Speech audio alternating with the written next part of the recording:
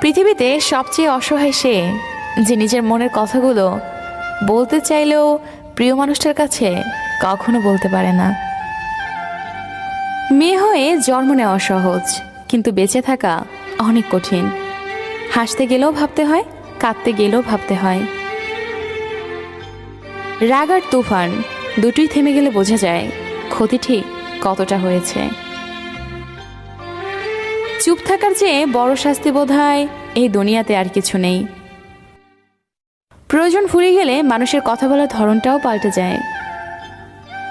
তাই লজ্জার কিছু নেই। যারা ভালোবাসতে জানে তারা কাঁদতেও পারে। নিজের ভালো লাগা, মন্দ লাগা, কষ্টের অনুভূতিগুলো কাউকে দেখাতে পারো না।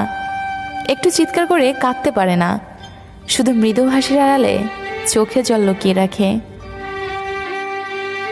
কিছু কঠিন মনের মানুষ আছে, সকালে হাসে অথচ রাতের অন্ধকারে সবার আড়ালে কাঁদে। একমাত্র সে জানে আর তার বালির জানে কতটা কষ্টে আছে সে। সেটা হয়তো সকালে মুখোশেই ঢাকা থাকে।